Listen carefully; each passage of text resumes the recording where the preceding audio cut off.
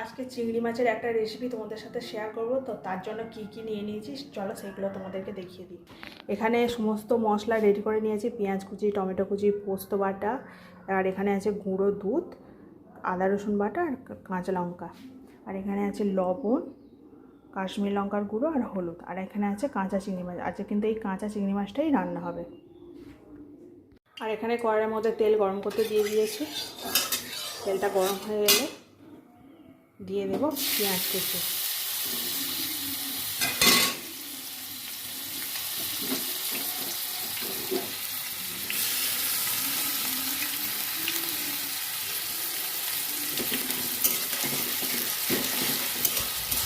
এটা brown colour হওয়া পর্যন্ত এটাকে নাড়তে থাকবে।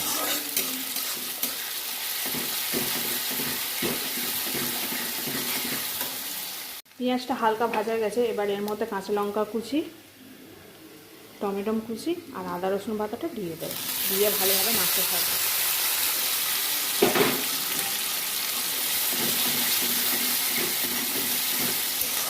ভালোভাবে মশলাটা কষিয়ে নেবে। মশলাটা কিছুটা কষিয়ে নেওয়ার পর গুঁড়ো মশলা অ্যাড করে দেবে।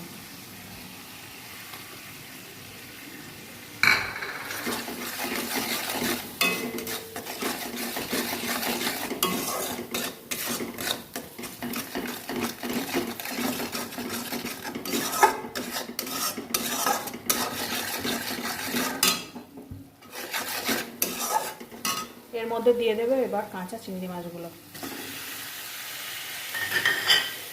দিয়ে মশলাটার সাথে ভালোভাবে মিশিয়ে নেবে।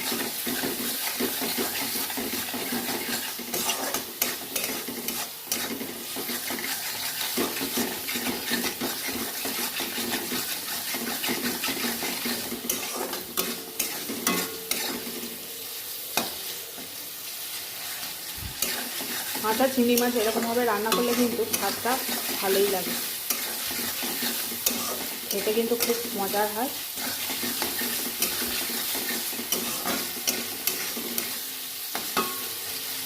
আর একবার রান্না করলে বারবার খেতে ইচ্ছা করবে।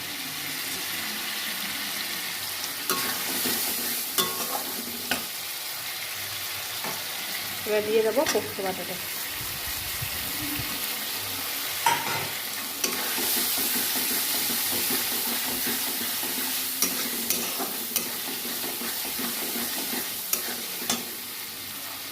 আর দিয়ে দেবো গুঁড়ো দুধ।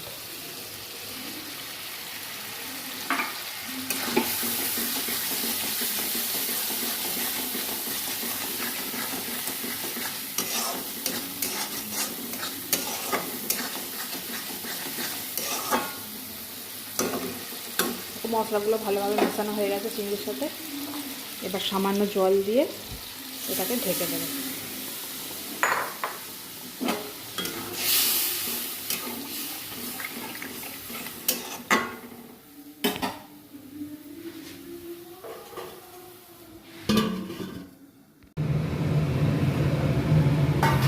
চিংড়ি মাছটা কিন্তু পুরো কমপ্লিট, এবার এটাকে নামিয়ে নেব। চিংড়ি মাছ কিন্তু পুরো কমপ্লিট, তোমরাও বাড়িতে এরকমভাবে ট্রাই করে দেখতে পারো, আশা করি ভালো লাগবে।